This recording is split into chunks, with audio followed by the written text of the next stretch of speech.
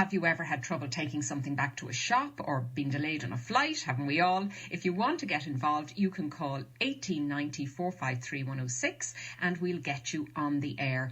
I'm delighted to be joined in studio now by the real experts, Caroline Curneen of the European Consumer Centre and Eoghan Corry, editor of Travel Extra. You're both very welcome to the programme.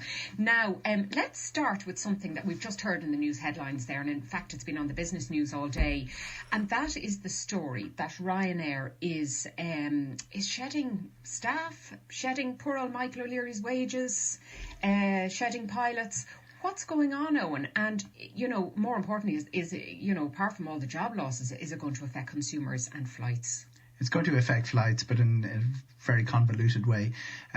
People will remember, listeners will remember exactly 2 years ago, September 2017, there was rostering problems because Ryanair didn't have enough pilots to cover their rosters. Now they have too many, and what we're hearing today is possibly a little bit of bluster, possibly a little bit of softening up for the trade unions that he's not used to dealing with, but he's recognised in the 2 years since, saying we've got serious growth planned, 7%. That's going to be about 3% because of the very highly publicised problems with the Boeing MAX. So it's really not a question of Ryanair contracting, which is what Lufthansa said in their report yesterday. It's a question of them having their growth. That isn't really looking at where they're growing and cutting out where the growth is, because the way Ryanair operates, they will look at low yield routes that are in place and look at higher yield routes that are about to start and say, well, let's ditch some of what we have.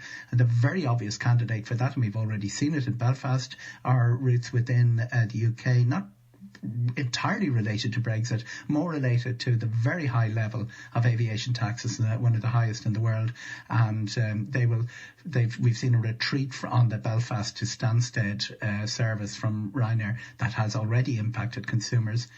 And nobody's more adaptable than Ryanair when it comes to chopping and changing about what they do. So this really probably isn't any reflection on their fortunes. It's just external stuff that they, to a large extent, they can't help. They're expensive assets here. You're paying €120 million for each aircraft you shifted around to where the action is going to be.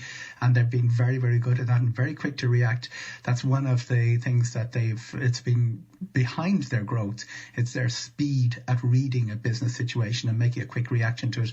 Other airlines can't react as quickly because they've been more hamstrung by the problems that Ryanair has taken on board, like belligerent trade unions, all of those sorts of things. It is a very unionised industry.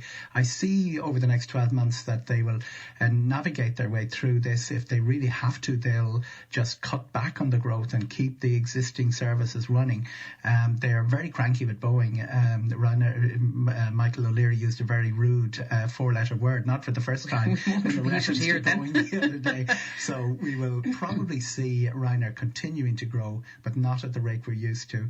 And I don't think the consumer will really be affected because the existing services will continue more or less at the level they had, unless you're flying Belfast to Stansted. Okay, well, that's an interesting point, Caroline, because flight rights and complaints about flights and airlines and all that make up a huge bulk of stuff that your organisation, the European Consumer Centre, deals with. Isn't that right? It does. Every year it's our top area of complaint, and it accounts for sometimes 60 to 70% of the queries that we deal with. So it's a huge issue for consumers. We are a very travel focused generation, and people travel cheap flights, easy to book flights, where problems do arise. In this case, consumers are obviously going to be affected to a degree.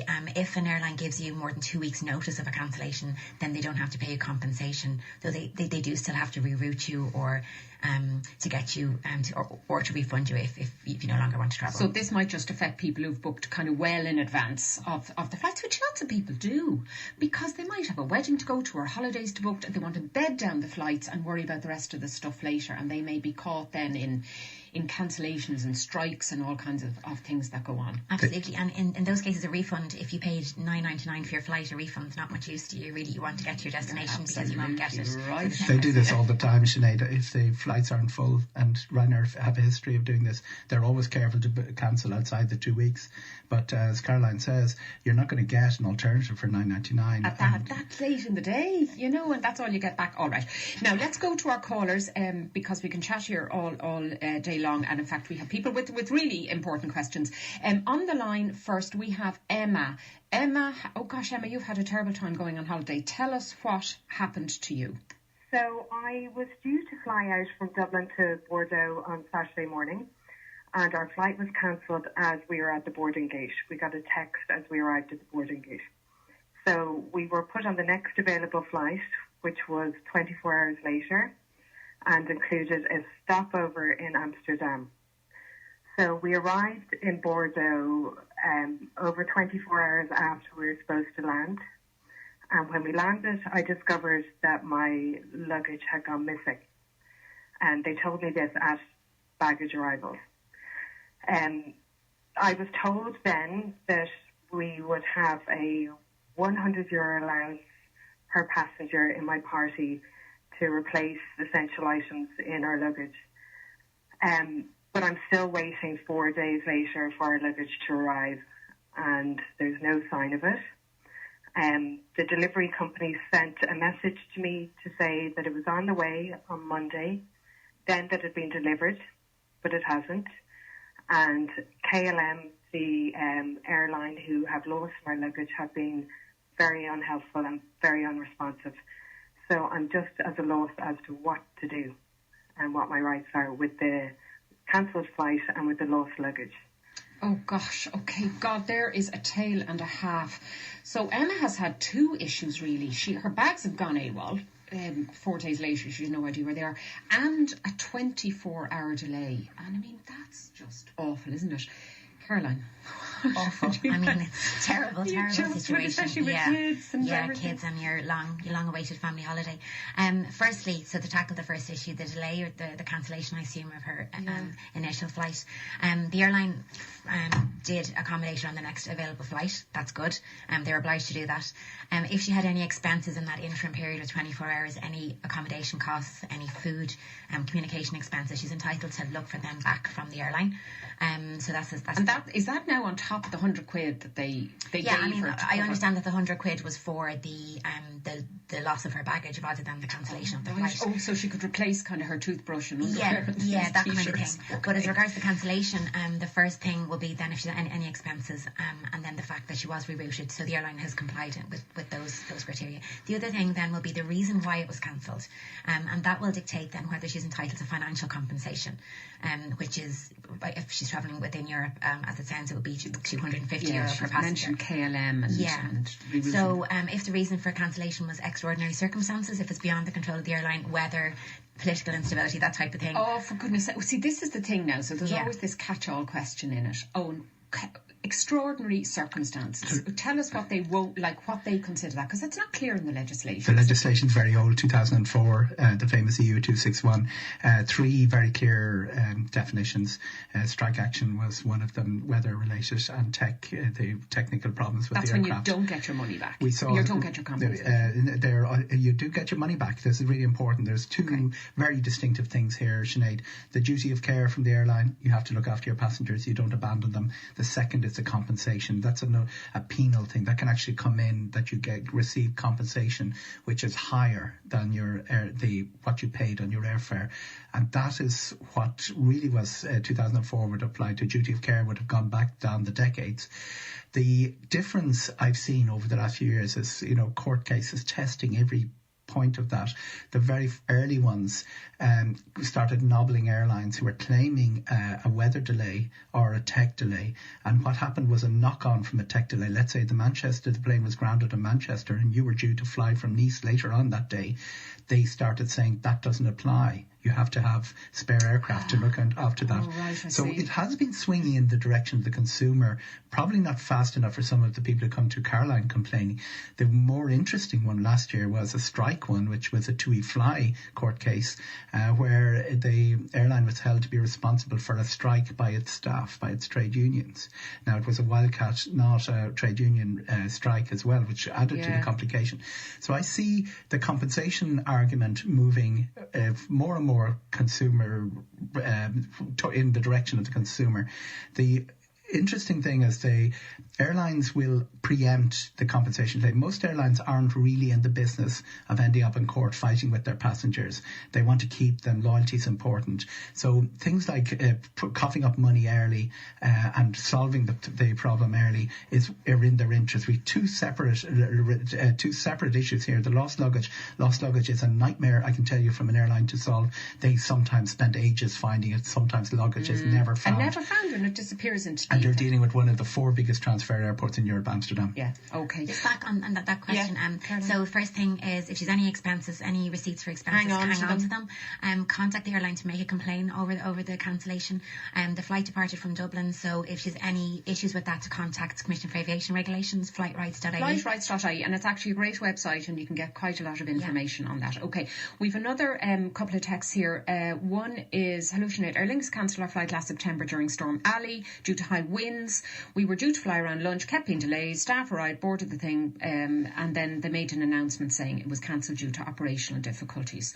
Lots of other Aer Lingus flights departed that day as the storm was finished before 2. We had to change our flight to Bordeaux, and it ended up costing us extra money. And they missed out on a night's accommodation. What are our rights?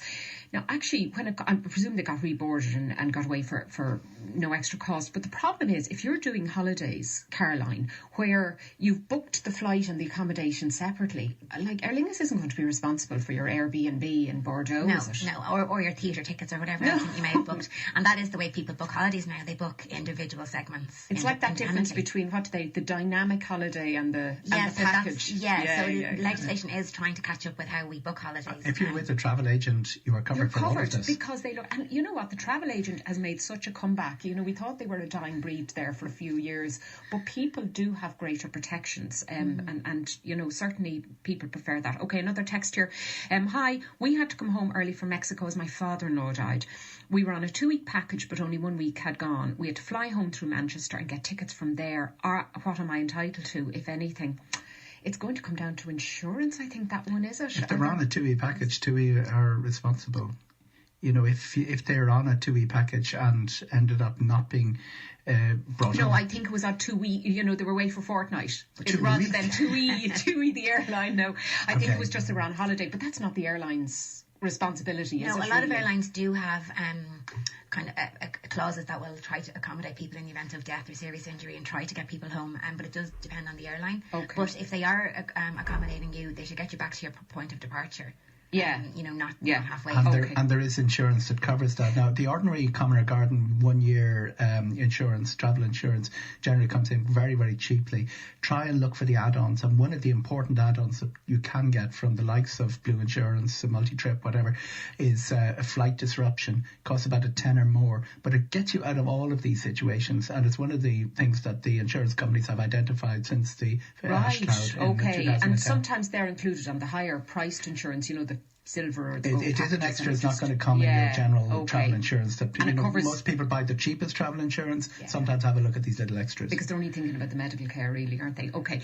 Now we've another caller just before the break. Barry is on the line from Balbriggan, and Barry, you have a question relating to an online purchase. Okay, so I bought a barbecue online yesterday. After about an hour, I kind of regretted buying it. It hasn't been delivered yet. I'm just curious, what are my rights in terms of getting a refund? Like, can I get a refund? Can I cancel the order? Right, okay. Now, so Barry bought a barbecue and he's just not happy with it. Doesn't like it. Right. Well, if Barry bought the barbecue online, well then, yes, he can cancel the contract and change his mind. He'll have to bear the return costs if he can't cancel it in advance of them dispatching it. If he bought it in a store, he doesn't have a legal right to change his mind. The store can... Many stores will have a returns policy, but they're not obliged to by law, so it'll just depend on the terms of the. And of course, the online thing that isn't just if you're buying online from abroad. If you buy online from Dublin, Absolutely, Dublin. yeah, all online transactions. You get those stronger rights, don't there you? are some exceptions, personalised products, perishable goods. I mean, kind of obvious ones. Barbecues are not an exception, so unless he has printed Barry's barbecue. Exactly. Then maybe he'll be in trouble. Or he wants to send the sausages back with it. Okay, all right. We have another texter in here.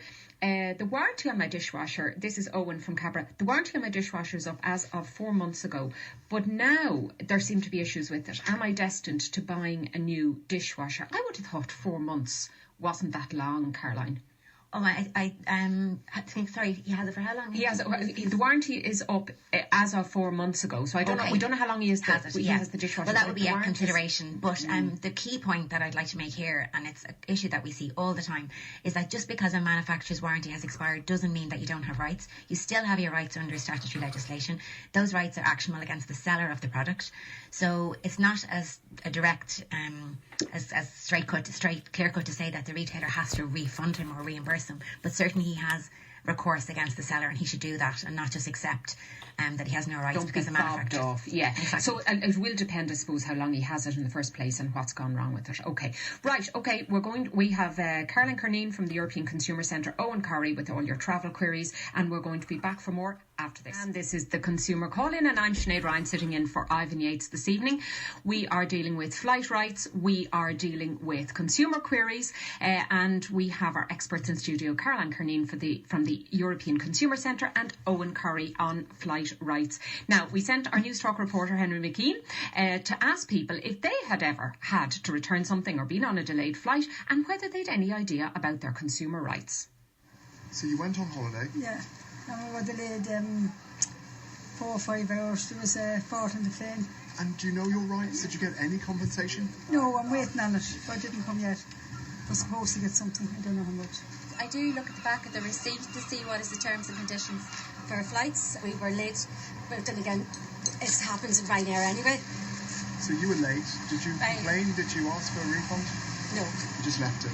I did, because it was an hour late, so we got teas and coffees. So I was gone, I was happy with that. So they looked after us, but I wouldn't complain, no. Believe it or not, Ryanair are the most reliable airline when it comes to being on time in Europe. That is a fact. I've been Ryanair twice and I've been delayed twice. Do you ring a number? Do you say, I want my money back? Do you fill out forms? Do you do all that stuff? I find it a waste of time. I just get on with it. I'm too busy. But I also think people are a bit unrealistic, because it's life. It's nobody can be perfect all of the time. If a flight is delayed, it's delayed. You know, I fly a lot. It's a pain in the backside, but. So you fly all over the place. You're from Denmark. All over the place, yeah. Originally, you live in Ireland. You look for a fair deal, and if things are wrong, you go back. And generally, I find people actually helpful if you just ask nicely. So be nice about it. Yeah, I think that's certainly so don't be important. Angry. No, I have my own business, and I always have one rule. If people ask me nicely, then I'll help them. If they don't ask me nicely, then they're the back of the queue. If you're nice about it, you'll get help. If you're not nice, I find you don't get help. I think it's a basic, simple rule. So if you want to ask me nicely again, then I'll help you. When I travel a lot and people get the wrong car in the car, they scream and they shout, and this poor person behind the desk, it's not really going to fix It's not his or her fault. No, it's not. So they're not going to magic a car out of the car park for that reason. So just be reasonable, and people will be reasonable with you. Consumer rights are very important, and in the past I've complained to the Ombudsman and gotten success going through the whole process, which takes a long time, and even got apologies from banks and telephone company. Really? That's a difficult thing to get, an apology from a phone company? It takes a long time. No, I don't have anything to complain about. I've actually met someone who has nothing to complain about. Yes. It's amazing. Yeah. Right, okay, well, a whole range of views there. And do you know what strikes me from that? It is the people who are tenacious, who follow through on their complaints, if they have something valid, that actually see action, don't they?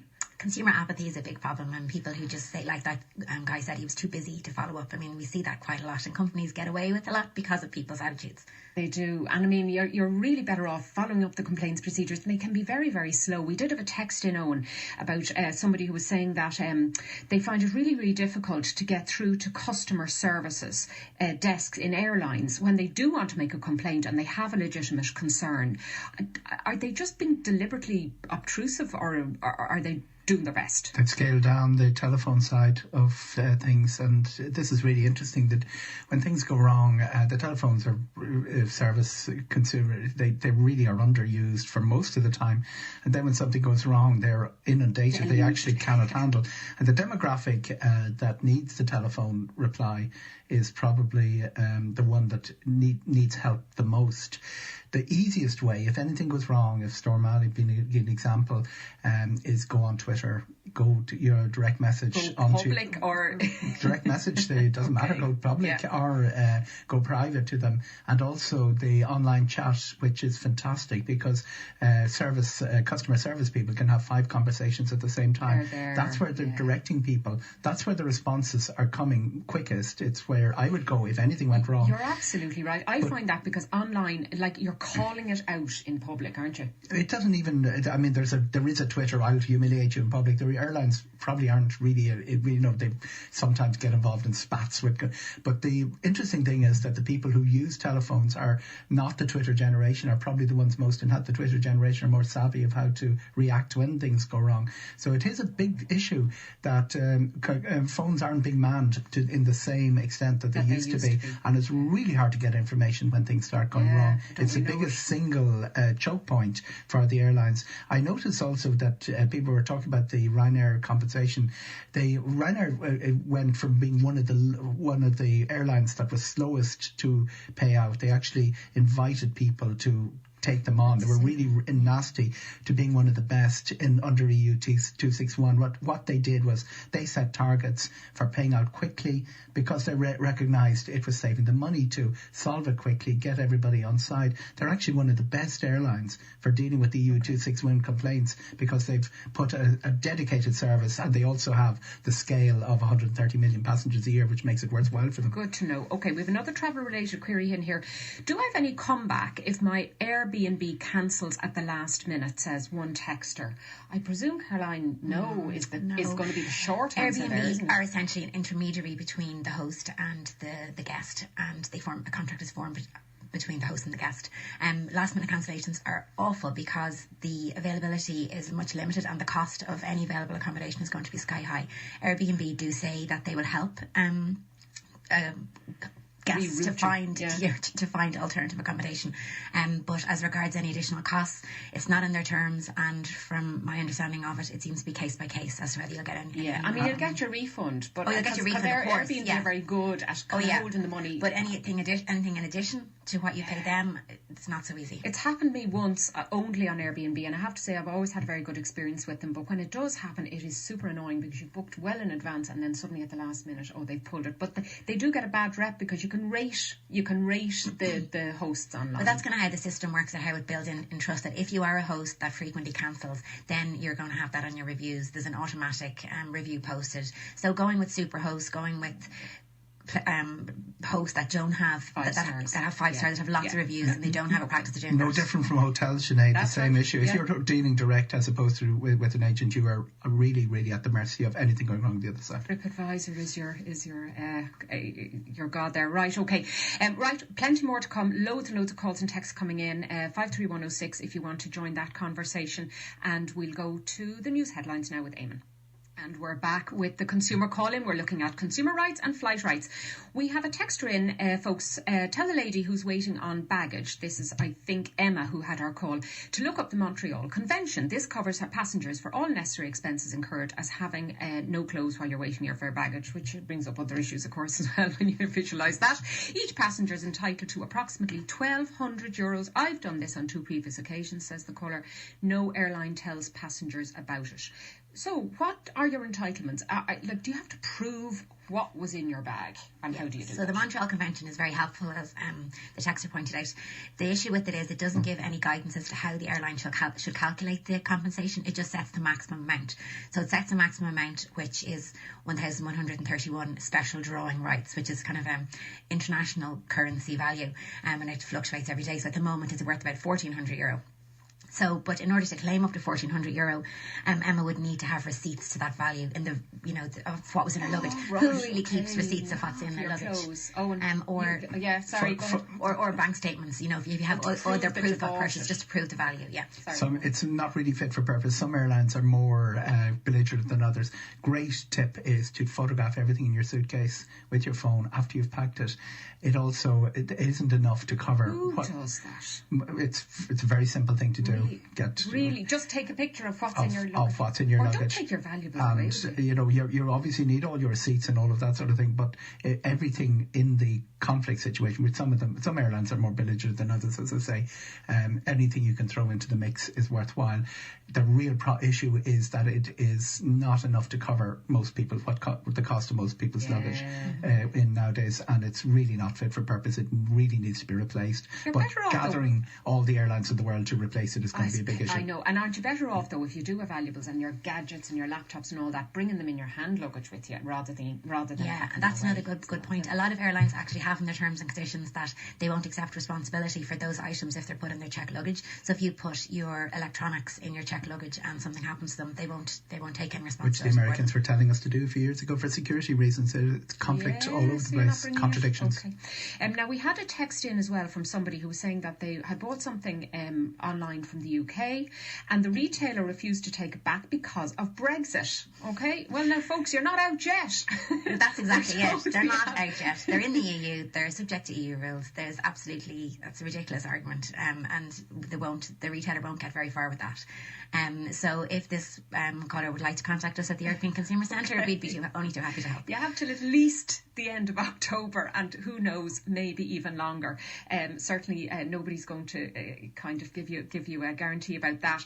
But isn't it interesting though, because Brexit is going to bring up so many problems, and we heard last week about issues with really popular websites, Caroline, like ASOS.co.uk, Amazon, tons and tons of Irish shoppers who are now going to be stuffed when Britain leaves the EU with tariffs, with postal charges, with kind of customs duties and all that. That is going to be a huge thing, isn't it? Mm-hmm. In terms of the cost for consumers, it's going to be huge, but logistically for the companies themselves, it's going to be very difficult as well.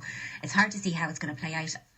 We've seen a lot of retailers open up European bases, so they may retain a lot of their operations within the UK, but they may open up a European centre, and the contracts will be formed via that centre. So that would be probably a workaround for the larger companies, but for smaller UK companies, I just think Irish consumers will probably look for alternative markets for their products. And in terms of flights, Owen, are they all bedded down now, all those agreements? Because you don't want flights not being able to fly over Britain or whatever. You're shaking your head. No, what's going to happen? Nothing bedded down. We have a bare bones agreement which gets us from March, when they were supposed to leave, to the end of December.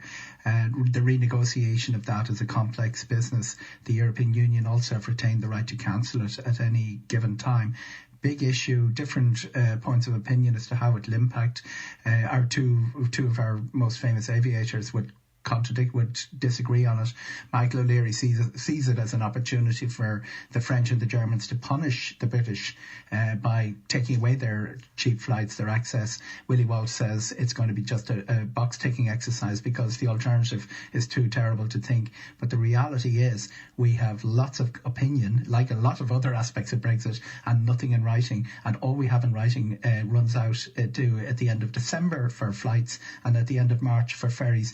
Very likely the bare bones will be pushed down the road a little bit because keep going as we are till we don't. But at some stage it's going to have to be tackled. Well, looks we Boris in now to sort it all out, so what could go wrong? Okay, now we've another caller on the line. We have Magella. Magella, what is your query for our experts? Just about the query return policy, please, for Irish clothes shops. They seem to be a lot more strict than the English shops that operate in Ireland. In particular, the ones that run the 20%, 20% off. It might be going on for 3 or 4 days in the week. And if you buy something in the shop on that day, it's on sale. You've no option. You know what I mean? They're full price items that have 20% discount. And I'll give you an example of one shop where I bought 2 items and I went I returned them, and I was allowed to only get an exchange. There was no credit note, there was no refund or anything offered. Okay. And you had to, I just finished that, you had to actually exchange it for the exact amount of money or additional money. Do you know what I mean? You weren't allowed, for example, to say, if you had €10 left on the receipt, you weren't allowed to get a credit note for it. You actually had to exchange for the full amount. And I'm just wondering, like, is it a bit of a scam or what's going on? Well, let's ask Caroline, but I suspect she's going to say, Magella, it's probably not a scam, and you were maybe you've been lucky even to get the credit note. Caroline. That's it, exactly, Sinead, yeah. Retailers aren't obliged to take products back that aren't faulty. So, although many retailers do, some would have very generous returns policies up to 30 days, and I think consumers perhaps have become conditioned to that with the presence of all the large UK retailers here. But smaller stores tend to not have such generous policies, nor are they obliged to. So yes, the fact that they exchanged it at all in circumstances where it wasn't faulty is more than they're obliged to do. And as Magella was saying, Magella, you were saying that they're only giving you a particular price back because you bought it at a discount. They're allowed to do that as well, aren't they? Yeah, all the powers with the retailer. Yeah. I mean, it's their voluntary policy, so they can set whatever terms they want on it. They can choose not to give credit notes, or to only give credit notes, or to do nothing at all.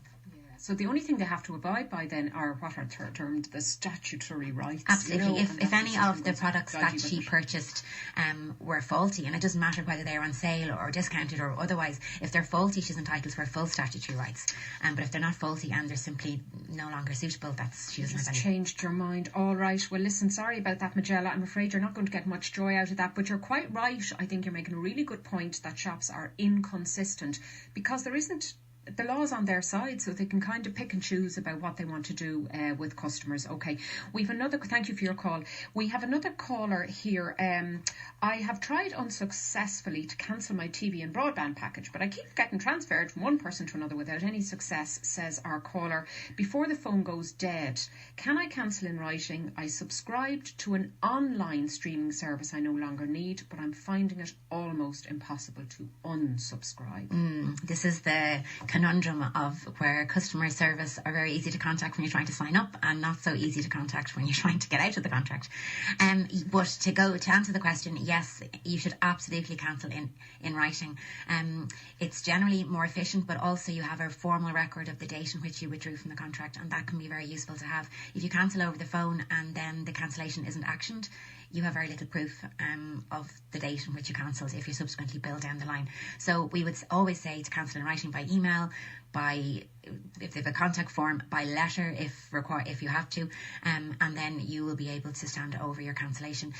If it's for the broadband, if you have issues with cancellation, the caller can contact Comreg, the communications regulator. They don't deal with TV subscriptions, but for broadband, they can. They're one of the rare regulators with teeth. So they're really good. Really come in and do stuff on that. Okay, now after the break we have somebody who's been stranded in Spain for 9 hours. We're going to let Eoghan have a chat about that afterwards, and we're going to. And you're very welcome back. I'm Sinead Ryan, sitting in for Ivan on the Hard Shoulder this evening. We're answering consumer and flight right questions with our guests in studio, Eoghan Corry and Caroline Curneen. Now we have a caller on the line, Elaine from Cork. Elaine, you've a query about a recent flight you were on. What happened? Well, we were delayed, by my reckoning, 3 hours. So my query relates to who actually determines the delay time of a flight. If we say it was 3 hours and the airline, in this case it was Aer Lingus, said it was 2 hours 55 minutes, how do you actually prove, for want of a better word, that you're correct? Okay, and actually those 5 minutes make all the difference, don't they, Eoghan? Mm-hmm. They bring you in a crossover point. There are different crossover points for cups of coffee, calls, all of that, and then the most important is the 5 hour delay. But the airline version of events, because everything is scheduled and they can actually prove takeoff times, is generally what's accepted. The interesting thing is that we have situations where people have, the tarmac time is also, the delay on the tarmac is actually a separate clock. Oh, go away. And we have a situation where, your terminal time and your tarmac time added together can actually be considerably more than the official delay. And does that bring you into over the 3 hours where you get sometimes your rights? there are allegations that airlines have put people onto the tarmac, but certainly a tarmac delay is not regarded the same as a terminal delay. And under EU 261, as most listeners will know, you hit different entitlements with each time, and the key entitlement then is the 5-hour one. So we have had situations where people have been with a terminal delay followed by a terminal delay, which has brought them over a cost which hasn't been recognised. Tell me, Elaine, what did you get from, if anything, from Aer Lingus? Did you get an apology? Did you get a lunch? We actually got a €5 voucher in the airport before we left. Each passenger got that. But I suppose what we calculated was from the flight, the time we were meant to take off to the time we actually took off, we reckon was 3 hours. Okay. But when we got to Malaga, the pilot announced, sorry for the delay. Sorry for the 2 hour 55 minute delay, but not everyone agreed that it was 2 hours 55 minutes. And your fiver isn't going to go very far. And sometimes shops don't take the vouchers. I've been in a situation where I was given a voucher and wandered around the terminal trying to find something. Caroline, the important thing to bear in mind for calculation of the flight time is the delay at destination. So it's actually calculated from when the time you were supposed to land, not when you were departing. So if you were due to land at 2:30 and you landed at 5:30, then that's a 3 hour delay. And the delay is calculated not when the plane lands, but when the doors open and you're permitted to leave the aircraft. Oh, for goodness sake. Because otherwise an airline can't, say, well, we landed and keep you there for another hour. So once the doors open and you're allowed to disembark, that is when the delay is calculated. So that's what. But I suppose in my case, I have to rely on the airline. You have to rely on a stopwatch, it seems to be. Well, on that as well, I mean, the airline's word, that is at the time they landed, and that's the time, and that's it. Right, okay. It doesn't look as if you're going to win that one, Elaine. I'm very sorry. Well, Elaine, to go to the national enforcement body, if your flight departed from Dublin, again, it's the flight rights Cork. So again, it's flightrights.ie once it's from the Irish jurisdiction. They're very helpful. They will look for the evidence from the airline for them to prove the time of the delay. So that's where to go for your next step. And you've nothing to lose, Elaine. Like, put in your claim, it costs nothing. And so it's flightrights.ie and see what happens thereafter. Maybe if enough people do it, they'll come through with something. Okay, thanks very much for your call there. We have another caller. Dave is on the line, and Dave, you've got a different problem. What's your issue? Yeah, the question is just relation to delays. So recently coming back from Faro to Dublin, Aer Lingus, flight was delayed for 3 hours while sitting on the runway on the plane, and just inquiring as to any refund or compensation that should be or could be owing for that significant inconvenience. Okay, so a flight, again, it's within Europe, Faro to Dublin, and a delay, and compensation will depend on the reasons for the delay. So and the time. And the time. So if it's over 3 hours, well then yes, they'll be entitled to compensation. But it will if the reason for the delay isn't extraordinary circumstances. Again, if there's any dispute about that, to go to the national enforcement body. If the flight's departing from, I think it was Portugal in that case, it will be the Portuguese national enforcement body. Yeah, and that's the other thing. People and they have to download the forms which are in a different language, and you have to try and navigate them. Owen, we had a caller in, a texter in. My airline cancelled my flight with 45 minutes to go before takeoff. We were left stranded in Spain for 9 hours and had to change to another airline to get us home. Customer service was non-existent and has been the same way ever since. What am I entitled to? Back to you're entitled to compensation in that case, but back to the whole thing of communication. In some cases, like last Saturday being a very good example, the storms all over Europe, which would not be compensation issue. A lot of the passengers were contacted by text before they left for the airport. 45 minutes to go is pretty much a nightmare situation. When you're in an airport where the airline is based, for instance, if you're in Dublin and there's a Ryanair problem, generally everything gets solved very, very quickly. If you're in a distant airport with maybe 2 or 3 services a week, or even just a day, it takes a long time. Sometimes an alternative aircraft has to be brought in. And they also have to go fishing from other airlines at one of the busiest times of the year for excess seats. One way of looking at it is, why do airlines take so long to sort out these problems? The other way of looking at it is, they're pretty good at sorting out very, very major problems where tens of thousands of passengers get stranded by an air traffic control strike or weather conditions, and they do it fairly quickly. They manage to shift through it in that day or so. A delay of 9 hours, depending on what caused the delay, moves you into the compensation. And as I said at the beginning, the get out clauses for those delays, which used to be fairly clear cut, 3 or 4 areas, they're being rolled back bit by bit. Okay, and we have Laura on the line. Laura, you have an issue with regard to complaints as well with regard to an airline. Hi, Sinead. When I ring an airline to complain, I always end up waiting a ridiculous amount of time to talk to someone. Why is this the case? Or is there a more efficient way to complain to an airline? Isn't that the problem, Caroline and Eoghan? Because then the complaint doesn't become about the delay or the something that's gone wrong. It becomes about the complaint itself and how long it's taken to resolve it. Yeah, it exacerbates the situation and can inflame a person's response and doesn't assist in resolving matters quickly. We were mentioning this earlier, but like some airlines used to be really bad for contacting. Ryanair used to only accept complaints by fax only a short few years ago, or via premium phone number, whereas now they've moved on to live chat and these dynamic contact forms, which allows them to respond so much quicker, and they are very good and very, very prompt at responding to queries now. So I think personally, again, it's always best to put your complaint in writing so you have a formal record of it, and then you can use that then to, if you have to take a small claim, if you have to go to the national enforcement body, you have a record of it. So we would always advise people to put their complaint in writing rather than use the phone. Yeah. Phone can be handy. A record then. Yeah, you have a record and you can build on that. Exactly. Yeah. Okay. And the message for airlines is don't abandon the phone. They seem to think the phone is yesteryear, but so many people still use it, and they're undermanned. Yeah, and they're the ones giving out the 2 free faxes if you get delayed, which is one of the entitlements. Actually, next time I'm delayed, I'm going to demand my 2 free faxes just to see what happens. Okay. Now, we've a text in here from Ed in Cork. Sinead, have you any rights when it comes to holiday apartments not being what was advertised on the website? The image shows a beautiful view, but is non-existent upon arrival. I suppose does it depend how you book, Caroline? Yeah, exactly. It depends how you book. So a lot of accommodation, holiday accommodation is peer-to-peer, so it's another individual. So you're outside the scope of traditional consumer legislation if you're not dealing with a business. If it could be someone who just has their holiday home up for rent on a website.